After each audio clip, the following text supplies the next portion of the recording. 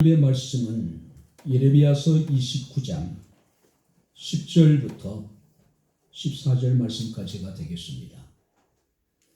예레미야서 29장 10절부터 14절 말씀까지 제가 봉독을 해드리도록 하겠습니다. 여호와께서 이와 같이 말씀하시니라. 바벨론에서 70년이 차면 내가 너희를 돌보고 나의 선한 말을 너희에게 성취하여 너희를 이곳으로 돌아오게 하리라.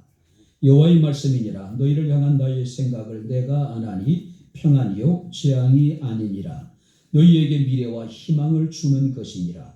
너희가 내게 부르짖으며 내게 와서 기도하면 내가 너희의 기도를 들을 것이요 너희가 온 마음으로 나를 구하면 나를 찾을 것이요 나를 만나리라. 이것은 여호와의 말씀이니라. 나는 너희들을 만날 것이며 너희를 포로된 중에 다시 돌아오게 하되 내가 쫓아 보내었던 나라들과 모든 곳에서 모아 사로잡혀 떠났던 그곳으로 돌아오게 하리라. 이것은 여호와의 말씀이니라. 아멘.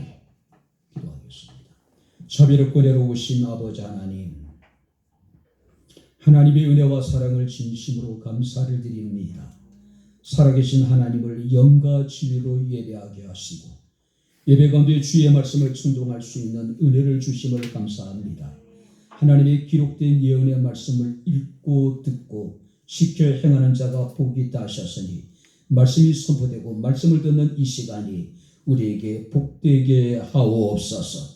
우리의 마음의 문을 활짝 열어주시고 우리의 길을 여셔서 주의 말씀을 아멘 아멘 아멘으로 화답게 하옵소서. 예수님 이름으로 기도함나이다. 아멘.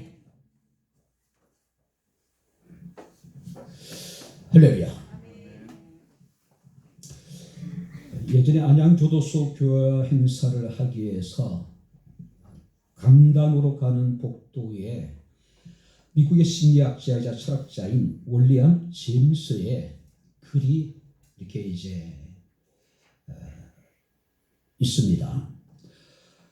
생각이 바뀌면은 행동이 바뀌고, 행동이 바뀌면은 습관이 바뀌고, 습관이 바뀌면은 인격이 바뀌고, 인격이 바뀌면은 운명까지 바뀌게 된다라고 하는 이야기입니다.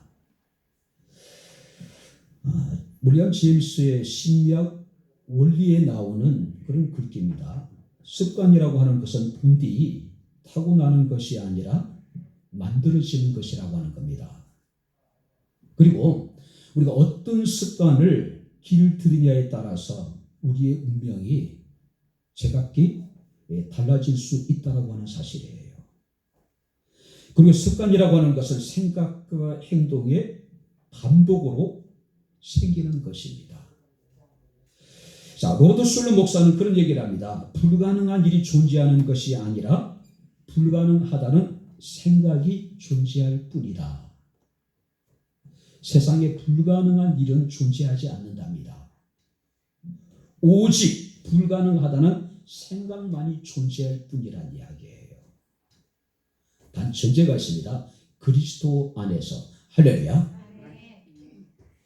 자, 될 수 있다고 생각하는 가능성이 우리 인생을 완전히 바꿔놓을 수 있다고 하는 겁니다. 행복과 불행도 결국 뭐냐면은 생각에 달려있다는 이야기예요. 자, 오늘 읽은 성경 말씀을 보게 되면은 하나님의 마음, 하나님의 생각이 잘 나타나 있는 구절이 있습니다. 이스라엘 백성들은 하나님의 자녀로, 하나님의 백성으로 하나님께 부름을 받은 민족입니다. 자, 그래도 불구하고 그들은 수많은 고난의 역사를 당합니다. 왜 그들이 오랫동안에 많은 고난을 당할 수밖에 없었을까요? 성경을 보게 되면 그들은 이미 하나님을 알았던 사람들입니다. 특별히 여러분 우리가 출애굽의 과정을 보게 되면 하나님께서는 그들을 낮에는 구름 기둥을 인도하시고 밤에는 불 기둥을 통해서 그들을 하나님께서 보호해 주셨단 말이에요. 광야 속에서 하나님께서는 만나와 메추라기를 주셨고 그들이 목마를 때는 하나님께서는 반석을 쳐서 생수를 내게 하셨습니다. 여리고성을 함락시킬 때도 하나님께서는 온전한 믿음으로 그들이 하루에 한 바퀴씩 6일째 돌고 7일째 되는 날은 7바퀴를 돌게 되었을 때에 여리고성이 무너지는 기적도 체험했던 사람들입니다. 끊임없이 이방 민족과의 전쟁 속에서 하나님 그들 가운데 함께 하시고 하나님의 능력으로 그들을 지키시고 그들을 보호해 주셨습니다. 하나님께서는 이미 충분히 당신 자신을 당신의 택한 이스라엘 백성들에게 나타내 보여주셨어요. 자, 그래도 불구하고 그들은 하나님 앞에 끊임없이 범죄하게 됩니다.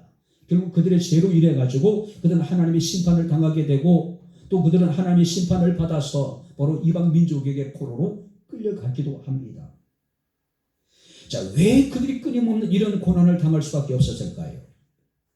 그들이 하나님의 특별한 은혜를 입었음에도 불구하고 그들이 실패할 수밖에 없었던 이유가 있었습니다. 그게 뭐냐면은 그들은 하나님의 마음을 제대로 헤아리지 못했어요.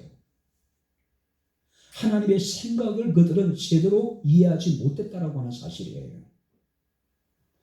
마치 그들은 철없는 아이처럼 하나님의 생각은 전혀 헤아리지 못한 거예요. 지금도 마찬가지입니다. 그들은 지금 자신들의 죄로 인해 가지고 바벨론의 포로로 사로잡혀 왔어요. 자, 그들은 포로 생활은 어쩌면 그들에게서 재앙입니다. 고통입니다. 무시무시한 하나님의 징벌이에요. 하나님의 심판이었습니다. 그런데 설교 말씀을 보게 되면은 유다 백성을 향한 하나님의 생각은 재앙이 아니래요. 유다 백성을 향한 하나님의 생각은 무엇이었습니까? 미래에 희망을 주는 것이라고 이야기하고 있어요. 그들에게 하나님께서는 평안을 주는 것이라고 말씀하고 있음을 우리가 보게 됩니다. 고통이 아니고 재앙이 아니고 행복과 번영을 주는 것이 하나님의 뜻이라고 하는 겁니다. 하나님의 생각이라는 거예요. 바로 하나님께서 이스라엘 백성들과의 하나님의 관계를 다시 새롭게 정립함으로 인해 가지고 그들이 이전에 누렸던 바로 하나님의 택한 백성으로서의 특권을 하나님이 누리기를 원하셨다는 거예요. 자, 그럼에도 불구하고 예레미야가 이 편지를 쓸 당시에 이스라엘 백성들에게는 하나님을 향한 원망과 또 하나님이 그들에게 약속하신 하나님의 전하신 그 생각에 대해서 그들은 굉장히 회의적이었어요. 그때 하나님께서는 예레미야를 통해서 오늘 본문의 말씀을 주십니다. 5절부터 7절 말씀을 보시기 바랍니다. 너희는 집을 짓고 거기 살며 텃밭을 만들고 그 열매를 먹어라.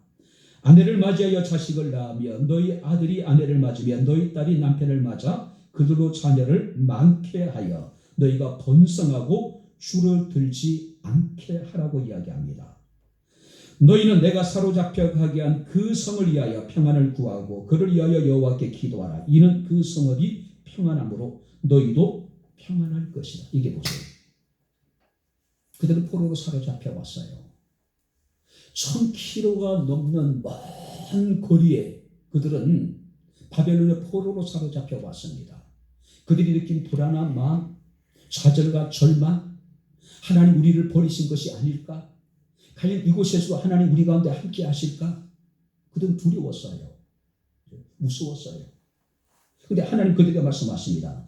너희는 그곳에서 집을 짓고 살면서 텃밭을 만들고 그 열매를 먹어라. 너희는 그곳에서 결혼해서 자식을 낳고 그 자식들이 또 결혼해서 자식을 낳아서 너희가 수가 줄어들지 않게 하라고 이야기하고 있습니다. 오히려 너희는 바벨론의 평안을 구하라고 이야기하고 있습니다. 왜냐하면 바벨론의 평안함으로 말미암아 너희도 평안하게 될 것이라고 이야기하고 있어요. 두려워하지 말고 너희가 예루살렘에 생활했듯이 평범한 일상의 삶을 계속해서 나가라는 이야기예요.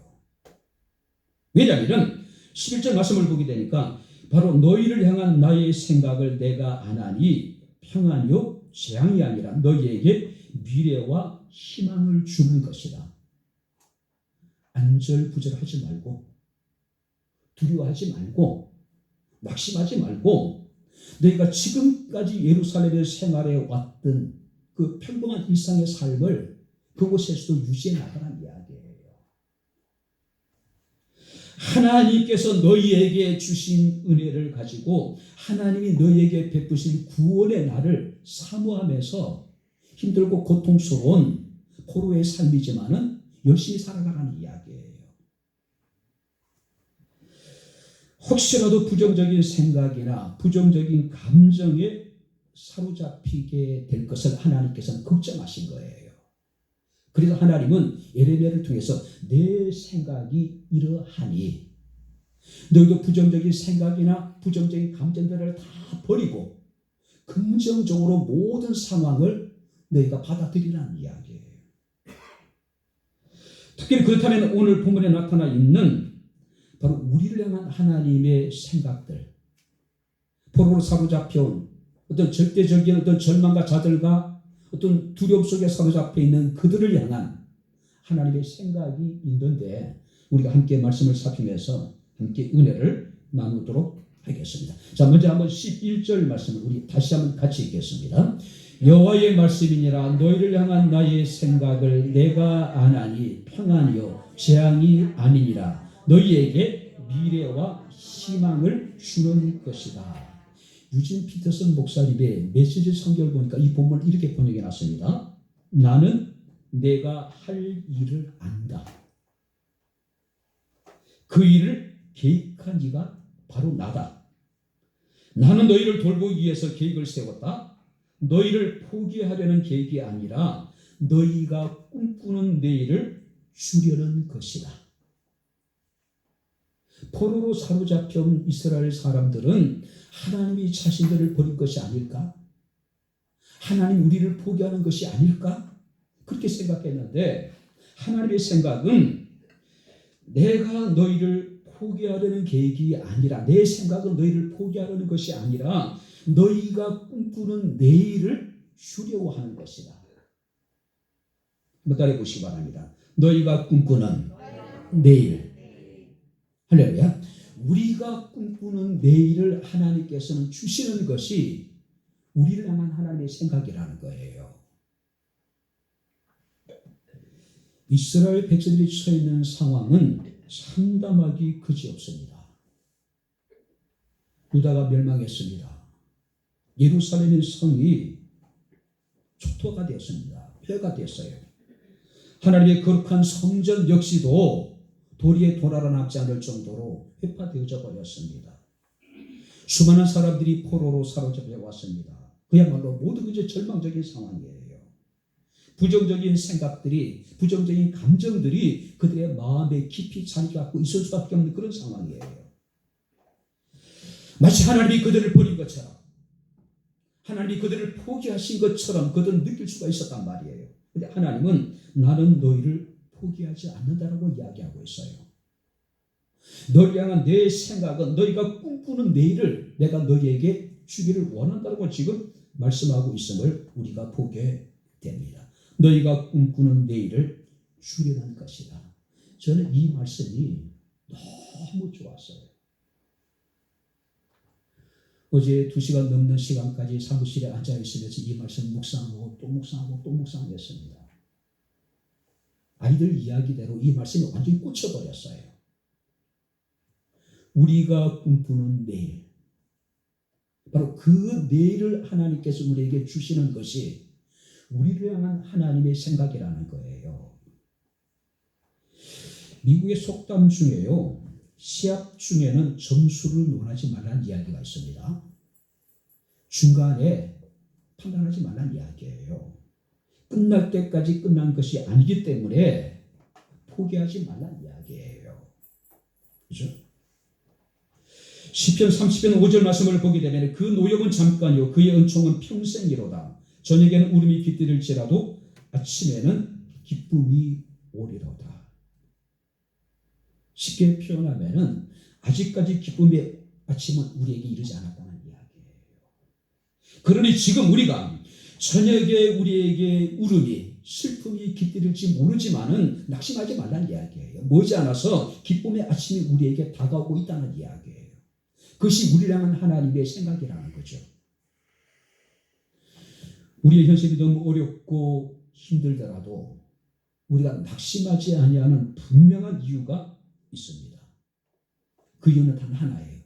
우리가 꿈꾸는 내일은 아직 오지 않았다는 이야기예요. 우리가 지금 보고 있는 그것이 전부가 아니라는 이야기예요. 우리가 알고 있는 그것이 전부가 아니란 이야기예요. 때는 우리가 슬픈 마음으로 잠자리에 들고 많은 염려와 근심으로 잠을 이루지 못하고 뒤척인다 하더라도 우리는 기억하시기 바랍니다. 기쁨의 아침이 우리를 기다리고 있다는 하는 사실이에요. 우리가 꿈꾸는 내일이 지금 우리를 기다리고 있다는 하는 사실이에요.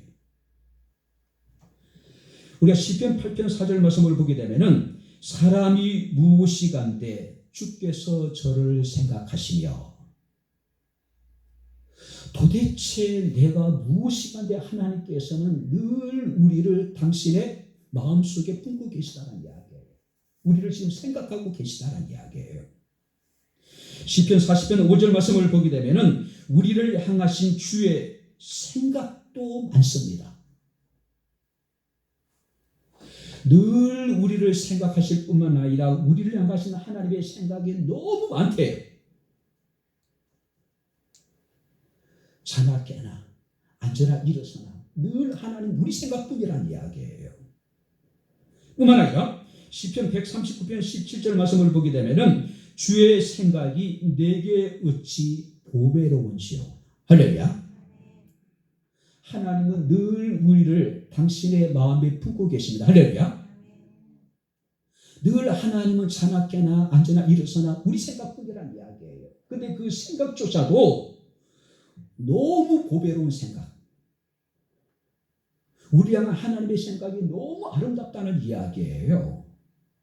뿐만 아니라 이사야 55장 8절 9절 말씀을 보게 되면은 내 생각은 너희 생각과 다르며 내 생각은 너희 생각보다 높다라고 이야기하고 있어요. 이게 보세요. 우리가 자기 자신을 생각하는 것보다도 우리를 향한 하나님의 생각이 훨씬 더 많대요. 그러니까 하나님은 우리가 우리를 생각하는 것보다도 우리를 더 많이 생각하시는 분이라는 이야기예요. 그리고 그 하나님의 생각은 보배롭고 그 하나님의 생각은 우리 생각보다 훨씬 더 높다는 이야기예요. 아름답다는 이야기예요. 오늘 기억하시기 바랍니다. 어려운 현실 때문에 우리는 하나님을 향한 우리의 믿음이 회의적일 때가 얼마나 많은지 몰라요. 하나님의 사랑에 대해서 우리가 부정적일 때가 얼마나 많은지 모릅니다. 이스라엘 향한 하나님의 생각은 바로 재앙이 아니라 그들에게 미래를 주는 것이고 희망을 주는 것입니다. 그들이 꿈꾸는 내일을 하나님께서는 그들에게 주시는 것이 이스라엘 향한 또 우리를 향한 하나님의 생각이라는 이야기예요. 하나님의 최고의 관심사는 누굴까요? 바로 나입니다. 사람들은 나에 대해서 별로 관심을 가지지 않습니다. 사람들은 나에 대해서 기대를 가지지 않아요. 그런데 하나님의 최고의 관심사는 오직 우리예요. 나예요. 우리를 향한 하나님의 생각이 많고 우리를 향한 하나님의 생각이 보배롭고 우리를 향한 하나님의 생각은 내 생각과 다르고 우리를 향한 하나님의 생각은 내 생각보다도 훨씬 높은 생각이라는 거예요. 오늘 우리를 향한 하나님의 생각은 무엇일까요? 우리가 꿈꾸는 내일을 우리에게 주시는 거예요. 여러분들 어떤 꿈을 가지고 있습니까? 여러분들은 어떤 계획들을 가지고 있습니까? 바로 그 꿈을 하나님께서 우리에게 이루어 주시는 것이 우리를 향하신 하나님의 생각이라는 이야기예요. 할렐루야. 그래서 우리는 희망을 가질 수 있는 거예요. 두 번째 말씀을 보시기 바랍니다. 자, 12절 말씀을 같이 읽겠습니다. 너희가 내게 부르짖으면 내게 기도하면 내가 너희들의 기도를 들을 것이요. 13절입니다. 너희가 온 마음으로 나를 구하면 나를 찾을 것이요. 나를 만나리라. 두 번째 하나님의 생각은 뭡니까? 우리로 하여금 하나님께 부르짖으며 하나님께 기도하랍니다. 온 마음으로 우리가 하나님을 구하고 하나님을 찾으면은 하나님이 우리를 만나 주시겠다는 이야기예요. 하나님은 이스라엘 백성들을 택하시고 그들을 부르셨죠.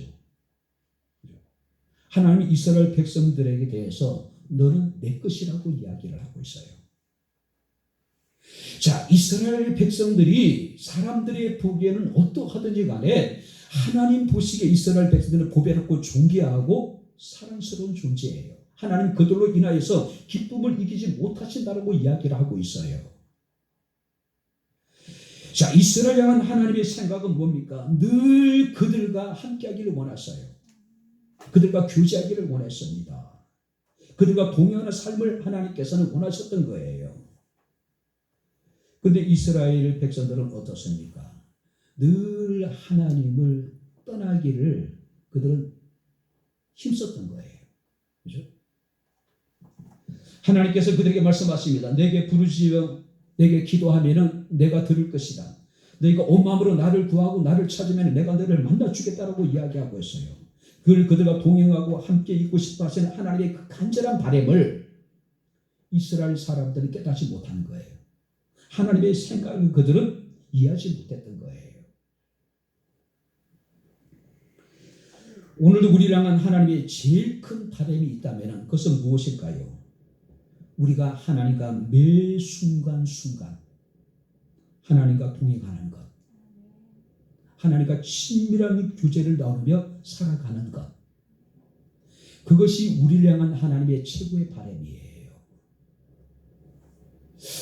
여러분들이 우리가 자식을 키우다 보면은요, 자식이 이제 크다 보면 어떻습니까? 부모의 곁을 떠나가게 되잖아요.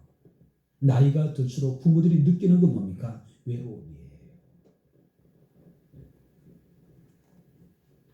자식이 뭐 큰 대단한 것을 해주지 않더라도 때 되면 찾아와서 인사하고 함께 있어주는 것. 근데 또 자식들은 또 그렇지 않는 것 같습니다. 자신의 일에 분주한 거예요. 부모를 잊고 살아가요. 그런 동안에 홀로 된 부모는 어떻습니까? 그 외로움이 더욱더 깊어질 수밖에 없는 것이죠. 너는 내게 부르시라고 이야기하고 있습니다. 내게 와서 기도하라고 이야기하고 있습니다. 내가 들을 것이라고 얘기했어요. 너희가 온 마음으로 정말로 나를 구하고 나를 찾으면은 내가 너희를 만나주겠다라고 이야기하고 있어요. 그들과 함께하고 그들과 동행하고 그들과 친밀한 교제를 하나님께서는 기대하고 계신 거예요. 오늘 우리는 얼마만큼 하나님과 친밀하고 하나님과 동행하는 삶을 살아가고 있을까요? 특히 오늘 성경 말씀을 보게 되면은 우리가 하나님을 찾고 하나님을 구하고 하나님께 부르짖어 하나님께 기도해야 될 분명한 이유가 있어요. 그 이유는 뭡니까? 기도만이 우리가 꿈꾸는 내일을 만들 수 있기 때문에, 우리가 기도하는 것만이 우리가 꿈꾸는 내일이 현실이 되게 할 수 있기 때문에 우리는 기도할 수밖에 없는 거예요. 어떤 글에서 본 이야기입니다. 어느 목사님이 어린 시절에 형편이 그렇게 넉넉하지 못한 것 같았어요. 못한 것 같습니다. 한 번은 굉장히 친한 친구가 미제 연필이라고 노란 연필 한 타스를 가지고 학교에 왔습니다. 의기양양하게 친구들 앞에서 이 미제 연필인데 우리 친척 중에 누가 미국에서 사다 줬다. 누구든지 갖고 싶은 사람이 좀 손들라고.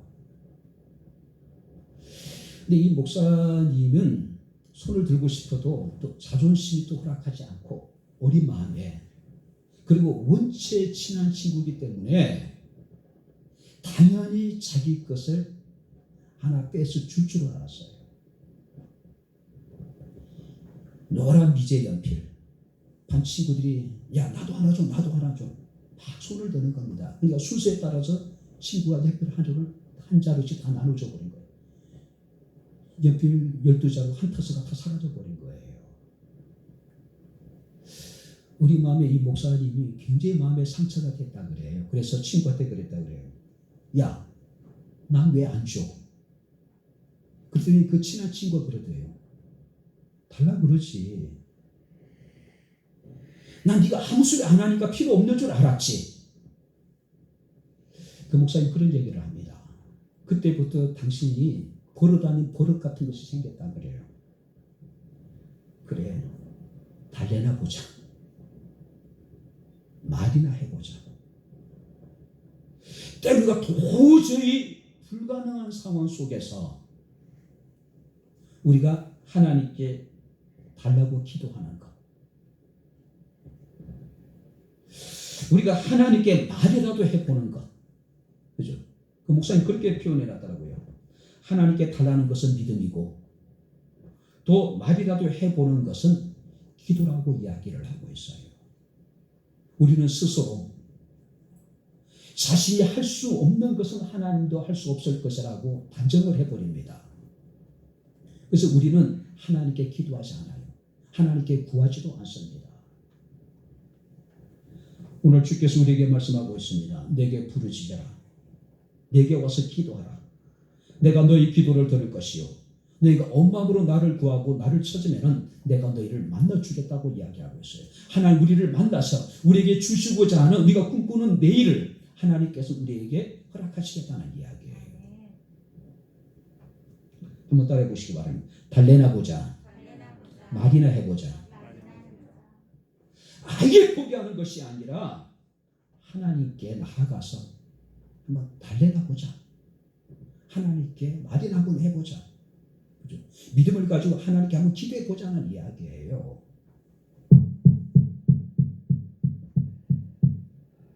정말로 기도를 많이 한 사람은 기도에 대해서 회의적이지 않습니다. 기도에 대해 분명 확신이 있어요. 근데 기도에 대해서 평가절하하고 기도에 대해서 회의적인 사람은 어떤 사람들이냐면 대부분 기도하지 않는 사람들이에요.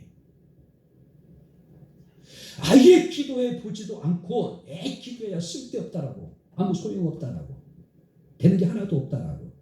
정말로 기도해 본 사람들은요, 정말로 열심히 기도한 사람들은 기도가 얼마나 강한 힘이 있는지, 능력이 있는지 인정할 수밖에 없는 거예요. 여러분들이 꿈꾸고 있는 내일은 그저 이루어지는 것이 아닙니다. 그저 우리에게 다가오는 것이 아니란 이야기예요. 하나님께 부르짖어 하나님께 기도하고 하나님을 구하고 하나님을 찾을 때 우리가 꿈꾸는 내일은 우리에게 다가올 수 있는 거예요. 우리가 꿈꾸는 내일이 현실이 되게 하라. 그건 뭡니까? 기도밖에 없다는 이야기죠. 기도해야 된다는 이야기예요. 우리가 욥기 5장 8절 말씀을 보게 되면 욥의 친구 가운데 엘리바스라고 인물이 등장합니다. 그 엘리바스가 욥에게 이런 얘기를 해요. 나라면 하나님을 찾겠고 내 일을 하나님께 의탁하리라. 할렐루야. 하나님은 헤아릴 수 없이 큰 일을 행하시며 귀한 일들을 셀 수 없이 행하시는 분이기 때문에 한번 따라해 보시기 바랍니다. 나라면 하나님을 찾겠고 내 일을 하나님께 의탁하리라. 할렐루야. 목사로서 하는 이야기가 아니라 하나님을 믿는 같은 성도로서 담대하게 여러분들에게 저는 말씀드리고 싶습니다. 나라면은 하나님을 찾겠다. 나라면은 내 일을 하나님께 의탁하리라. 자신의 지혜를, 자신의 능력, 자신의 힘을 의지하기보다는 나라면은 하나님을 찾겠고 내 일을 하나님께 내가 의탁하겠다. 오늘 예레미야 33장 말씀을 보게 되면은 하나님께서 예레미야를 통해서 말씀하십니다. 일을 행하시는 여호와, 그것을 만들며 성취하시는 여호와, 그 이름을 여호와로 일컫는 자가 이같이 이르시도다. 너는 내게 부르짖으라. 내가 내게 응답하겠고 내가 알지 못하는 크고 은밀한 일을 내게 보이리라. 할렐루야. 일을 행하시는 여호와, 그것을 만드시며 성취하시는 여호와, 그가 우리에게 말씀하십니다. 내게 부르짖으라. 내게 응답하겠다. 내가 알지 못하는 크고 은밀한 일을 내게 보여주겠다라고 이야기하고 있어요. 그래도 기도하지 않으시겠습니까? 우리는 내일에 대한 큰 꿈을 가지고 있어요. 꿈만 가지면 뭐합니까? 자신이 그 일을 이룰 수 있는 능력도 없고 힘도 없으면서 막연하게 우리가 유행을 기대하는 겁니다. 내일이 되면 내가 꿈꾸는 그 일이 이루어지겠지. 성경 우리에게 분명히 말씀하고 있습니다. 나라면 하나님을 찾겠고 내일을 하나님께 의탁하리라. 이를 행하시는 여호와, 그것을 만드시는 여호와, 그것을 성취하시는 여호와께 부르짖으라고 이야기하고 있어요. 응답해 주겠다라고 이야기하고 있습니다. 내가 알지 못하는 크고 은밀한 일을 내가 내게 보여주시겠다고 하나님께서 말씀하고 있어요. 우리가 꿈꾸는 내일은 우리가 온전히 주께 부르짖어 기도할 때에, 우리가 주를 찾고 주를 구할 때에 그가 우리에게, 우리가 여러분들이 응답하시겠다고 말씀을 하고 있습니다. 사랑하는 성도 여러분들 바랍니다. 마틴 루터 킹 목사는 1963년 8월 28일 날 링컨 기념관에서 나에게 꿈이 있습니다라고 하는 연설을 하죠. 언젠간 조지아의 붉은 언덕에서 이전의 노예 자녀들과 노예 주인의 자녀들이 형제애로 한 식탁에 앉을 것입니다. 불가능한 꿈이었어요. 언젠가는 엘리바마의 인종주의자들이 물러가고 거기서 나의 어린 아들과 딸이 백인들의 아들, 딸들과 형제와 자매로 손에 손을 잡고 살아갈 것이라는 꿈입니다. 이것이 마틴 루터 킹 목사의 나에게 꿈이 있습니다라고 하는 위대한 연설이에요. 우리에게는 내일의 꿈이 있습니다. 할렐루야. 우리가 꿈꾸는 내일이 있습니다. 그것이 하나님께서는 바로 우리 향한 하나님의 생각이래요. 그것을 하나님께는 이루어주기를 원하시고 계신 거예요. 그래서 나를 찾고 나를 구하고 내게 와서 부르짖고 내게 기도하라고 말씀하고 있는 겁니다. 오늘 바랍니다. 우리가 꿈꾸는 내일이 현실이 되는 놀라운 하나님 은혜가 함께 할 수 있기를 바랍니다. 할렐루야. 이것이 하나님의 생각이에요. 세 번째 하나님의 생각이 무엇일까요? 14절 같이 읽겠습니다. 이것은 여호와의 말씀이니라. 나는 너희를 만날 것이며 너희를 포로된 중에서 다시 돌아오게 하되 내가 쫓아 보내었던 나라들과 모든 곳에서 모아 사로잡혀 떠났던 그곳으로 돌아오게 하리라. 이것은 여호와의 말씀이니라. 여러분들이 10절의 말씀을 보게 되면 여호와께서 이것이 말씀하시느니라. 11절에 보니까 여호와의 말씀이니라. 또 여러분들이 14절 보니까 이것이 여호와의 말씀이니라. 이것이 여호와의 말씀이니라. 이게 보세요. 하나님이 우리를 향한 생각이 뭡니까? 우리가 꿈꾸는 내일을 하나님께 주시는 거예요. 우리는 그 꿈이 현실이 되게 하기 위해서 우리는 하나님을 찾고 하나님을 구하고 하나님께 부르짖으며 하나님께 기도해야 됩니다.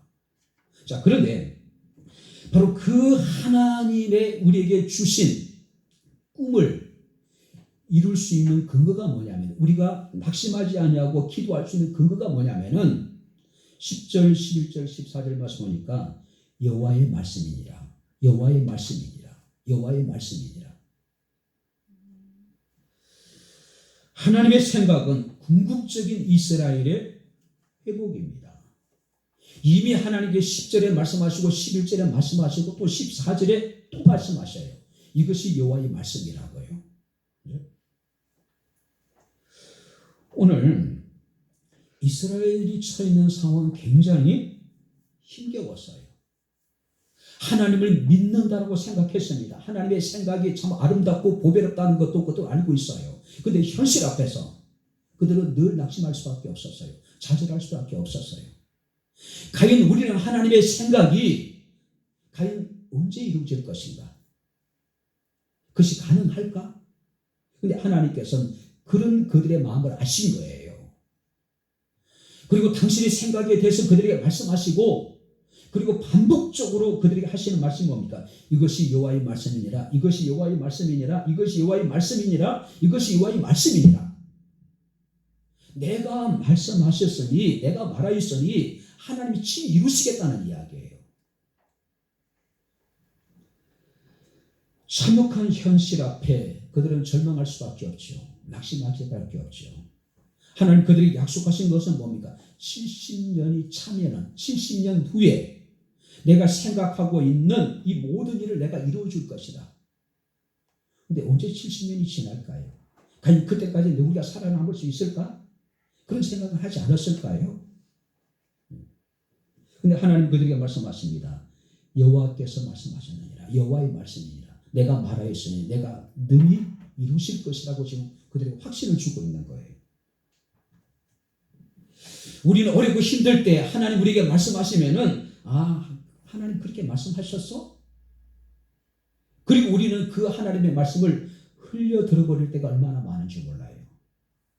그러나 온전히 주의 말씀을 신뢰하는 사람들에게는 아무리 어렵고 힘든 상황 속에서도 하나님이 내게 말씀하셨으니 내가 힘을 내자, 기도하자, 소망을 가지자. 그죠? 내일을 꿈꿀 수 있는 거예요. 근데 믿음이 없는 사람들은 하나님의 말씀을 한 귀로 듣고 한 귀로 흘러내보내버리는 거예요. 그랬었어? 그랬구나. 끝나는 거예요.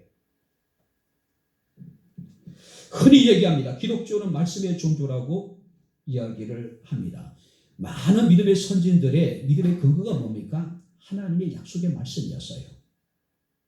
히브리서 11장 말씀을 보니까 많은 믿음의 선진들의 이야기가 나옵니다. 그들의 믿음의 근거가 뭡니까? 하나님의 말씀이었어요. 그래서 요한복음 6장에 보게 되면은 예수께서는 당신의 생명의 떡이라고 이야기를 합니다. 당신이 십자가의 고난과 죽으심에 대해서 말씀을 하셔요. 그랬더니 제자들이 다 주님을 떠나요. 그리고 다시는 주님과 함께 하지 않았다라고 이야기를 하고 있어요. 근데 예수께서 12제자에게 말씀하십니다. 너희도 가려느냐? 그때 베드로가 이르기를 주여 영생의 말씀이 주께 있사오니 우리가 누구에게로 가겠습니까? 라고 이야기를 해요. 오늘 기독교는 말씀의 종교예요. 우리의 소망이 결코 부끄럽지 않는 분명한 이유가 있습니다. 바로 하나님이 내게 말씀하시고 하나님 우리에게 말씀하신 약속이 있기 때문에 그분은 신실하신 분이기 때문에 그분은 미쁘신 하나님이기 때문에 반드시 이루실 것이기 때문에 우리는 그 약속을 끝까지 붙들 수 있는 거예요. 오직 하나님의 말씀만이 우리의 모든 바람, 우리의 기대, 우리의 긍정, 우리의 희망의 근거가 됩니다. 오직 하나님의 말씀만이 우리가 꿈꾸는 내일의 희망의 근거가 돼요. 오직 하나님의 말씀만이. 바로 하나님의 생각은 뭡니까? 내가 너희에게 말했으니 내가 너희 이루실 것이다. 이룰 것이니 너희는 희망을 가지라는 거지. 포기하지 말고 기도하라는 이야기예요. 이제 말씀을 마치도록 하겠습니다. 이스라엘 백성들이 끊임없이 하나님 앞에 범죄했던 이유, 그때 하나님의 심판을 받고 하나님의 징벌을 받아서 포로로 끌려가고 고통을 겪을 수밖에 없었던 이유는요, 그건 하나님의 마음을 이해하지 못했어요. 하나님의 생각을 제대로 이해하지 못했어요. 우리를 향하신 하나님의 생각을 우리가 분명히 이해를 해야 됩니다. 하나님은 부정이 아니라 긍정입니다. 절망이 아니라 희망이에요. 현재의 재앙이 아니라 미래의 희망을 주고자 하는 것이 우리 향한 하나님의 생각이에요. 우리가 꿈꾸는 내일을 우리에게 주시는 것, 그것이 우리 향한 하나님의 생각이란 사실이에요. 우리는 그 꿈꾸는 내일을 이루기 위해서 기도해야 됩니다. 우리가 낙심하지 않고 끊임없이 하나님께 기도해야 될 이유가 뭡니까? 하나님이 말씀하셨고 하나님 이루실 것이기 때문에 우리는 어떤 상황 속에서도 낙심하지 않는 겁니다. 기도하기를 포기하지 않는 거예요. 사도 바울은 로마교회 성도들을 향해서 너희는 이 세대를 본받지 말고 오직 마음을 새롭게 함으로 변화를 받아서 하나님의 선하시고 기뻐하시고 온전한 뜻이 무엇인지를 분별하도록 하라고 이야기하고 있어요. 하나님의 생각을 정확하게 우리가 이해하라는 이야기예요.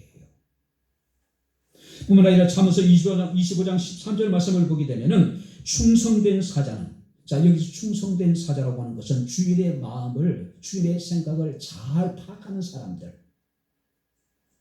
충성된 사자는 그를 보낸 이에게 마치 추수하는 날의 얼음 냉수 같아서 능히 그 주인의 마음을 시원하게 하느니라. 할렐루야. 어떤 종이 주인의 마음을 시원하게 합니까? 추수하는 날의 얼음 냉수처럼 주인의 마음을 가장 잘 파악하는 사람, 이해하고 그 주인의 마음을 이해하고 순종하는 사람들. 그렇다면은 하나님의 마음을 추수하는 날의 얼음 냉수처럼 시원하게 하는 사람들은 어떤 사람들일까요? 하나님의 마음, 하나님의 생각을 제대로 이해하고 순종하는 사람들. 우리를 향한 하나님의 생각이 무엇인지, 우리 가정을 향하신 하나님의 생각이 무엇인지, 우리 회사를 향하신 하나님의 생각이 무엇인지, 우리 백향목교회를 향하신 하나님의 생각이 무엇인지를 우리가 제대로 이해하고 우리가 하나님의 말씀 가운데 순종함으로 우리가 꿈꾸는 내일을 우리가 기쁨으로 맞이할 뿐만 아니라 우리가 꿈꾸는 내일을 우리에게 허락하신 하나님의 마음을 시원하게 할 수 있는 얼음 냉수와 같은 우리 백향목교회 모든 성도들이 다 될 수 있기를 주의 이름으로 축원합니다. 기도하겠습니다. 하나님 아버지, 하나님의 은혜와 사랑을 진심으로 감사를 드립니다. 우리는 어쩌면 엘리 제사장의 영적인 암울한 시대와 같은 하나님의 이상이 흔히 보이지 않는 절망적인 시대를 살아가고 있는지 모릅니다. 늘 우리로 하여금 깨어서 기도하게 하시되 우리를 향한 하나님의 생각, 우리를 향한 하나님의 마음이 무엇인지를 분별할 수 있는 은혜를 베풀어 주시기를 원합니다. 하나님의 생각은 우리가 꿈꾸는 내일이라고 말씀하셨는데 그 내일이 이루어질 수 있도록, 현실이 될 수 있도록 우리가 깨어서 기도하게 하시고 하나님을 찾고 하나님을 구하며 하나님을 만나게 하옵소서. 때로는 아버지 우리를 힘들고 어렵고 낙심하게 하는 일들이 많이 있을지라도 주께서 우리에게 말씀하셨으니 그가 친히 이루실 것을 기대하며 아버지 하나님 끊임없이 하나님의 뜻 가운데 순종하며 아버지 하나님 기도할 수 있는 저희들의 삶이 되게 하옵소서. 오늘도 우리 가운데 함께 하신 주님을 찬양합니다. 감사합니다. 예수님 이름으로 기도함나이다. 아멘. 이제는 우리 주 예수 그리스도의 은혜와 하나님의 크신 사랑과 성령님의 교통 교제의 제 충만 역사 인도하시니 우리를 향한 하나님의 생각과 마음을 잘 헤아려 온전히 주의 말씀 가운데 순종함으로 추수날의 얼음 냉수처럼 하나님의 마음을 시원하게 하기를 원하는 주의 사랑하는 모든 성도들 머리머리 이에 저들의 가정과 직장과 사업장과 이 교회와 이 나라 이 민족 위에 지금부터 영원토록 함께 있을지어다. 아멘.